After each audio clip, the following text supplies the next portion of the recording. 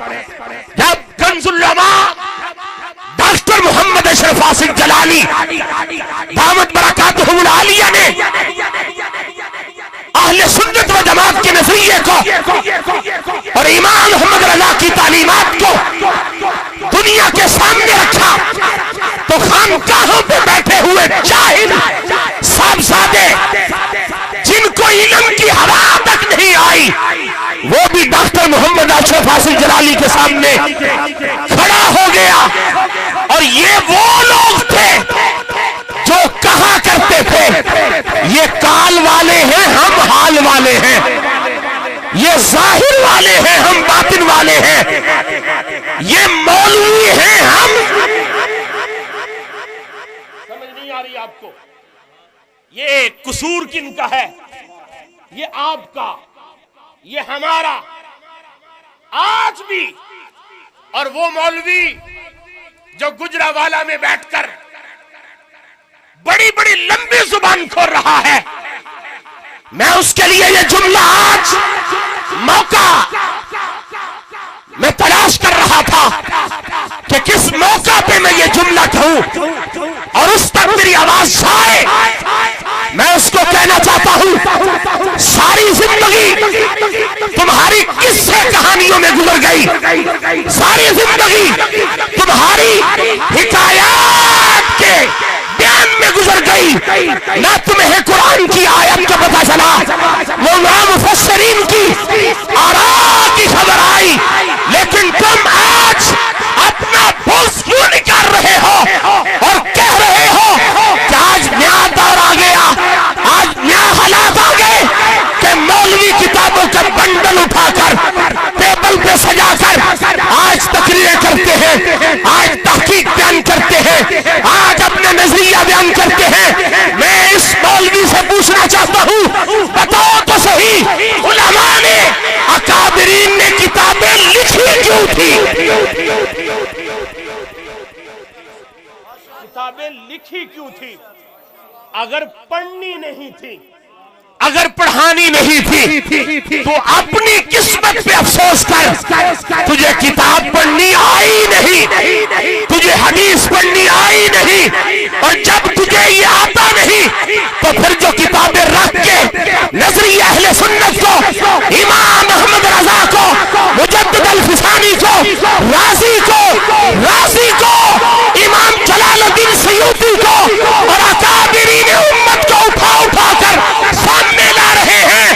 ہمارے بزرگ یہ کہتے تھے, ہمارے بزرگ یہ لکھتے تھے, ہمارے بزرگ یہ لکھ کے گئے ہیں, اور تمہیں خبر نہیں آج کتابوں کی تو اپنا بغض نکال کے کہتے ہو ہم کتابوں والوں کو نہیں مانتے,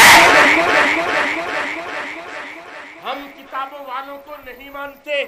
اور تیرے لیے جملہ صرف میرا ایک ہی کافی ہے, نحمی جو فارسی میں ہے اور فقہ میں جو نور الایضاح ہے اور اصول فقہ میں جو اصول الشاشی ہے, اور کچھ نہیں تو ان کا مقدمہ پڑھ کے سنا دے.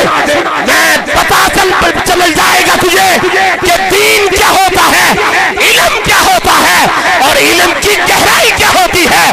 جب تجھے پتا نہیں تو پھر ہدایت بخش چھپا, پھر لوگوں کو نعتیں سنا اور لوگوں کی جیبوں کو خالی کروا اور اپنا مدعا پورا کر. لیکن جو کتابوں میں چھپے ہوئے ہیں اور جو کتابوں کی صورت میں ہمارے اکابرین سوئے ہوئے ہیں, امت کے غیرت مند علماء کی یہ ذمہ داری ہے ان بزرگوں کے لکھے ہوئے کلام کو, لکھی ہوئی آراء کو, لکھی ہوئی تحقیق کو امت کے سامنے رکھ کے بتایا جائے ہمارے بزرگ یہ لکھ کے گئے ہیں.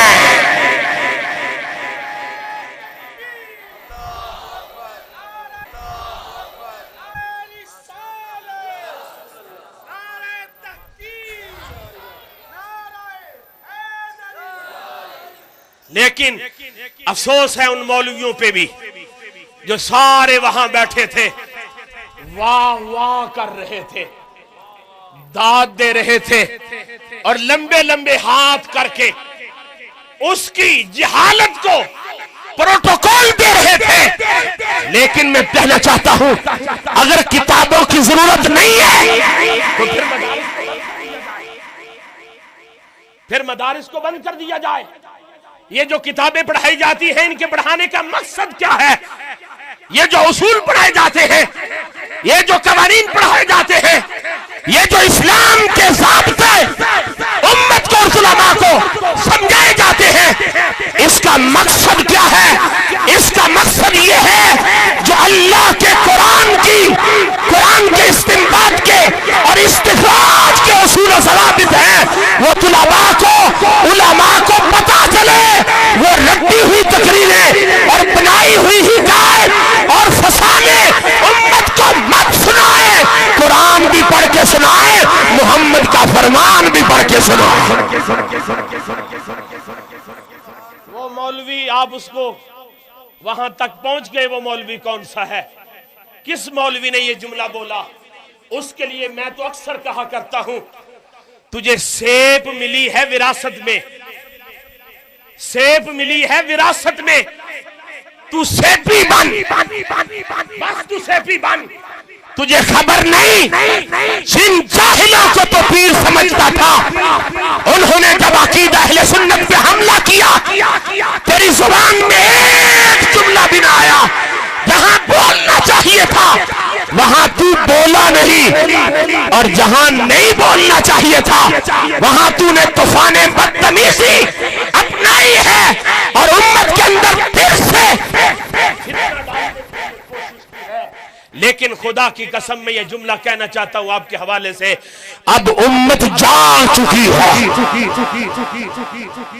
امت کو پتہ چل چکا ہے، امت حقیقت سے آگاہ ہو چکی ہے. اب تمہارے پراپو گنڈوں میں نہیں آئے گی، حق کا علم اٹھا کے حق کے ساتھ چلتی نظر آئے گی. وہ صاحبزاد خان جو کہتے ہیں مولوی اور ہوتا ہے پیر، بولیے یہ تو میں اپنے گھر کی بات کر رہا ہوں، آپ کو تو پریشانی نہیں ہے. مولوی اور ہوتا ہے پیر، میں خود کہتا ہوں نہیں پیر بعد میں ہوتا ہے، مولوی پہلے ہوتا ہے. ساری زندگی علماء نے یہ مولوی حضرات جو محراب و منبر پہ بیٹھتے ہیں یہ ان جاہل صاحبزادوں کو پروٹوکول دیتے رہے، ان کو پیر بنانے میں ساری کوششیں خرچ کرتے رہے.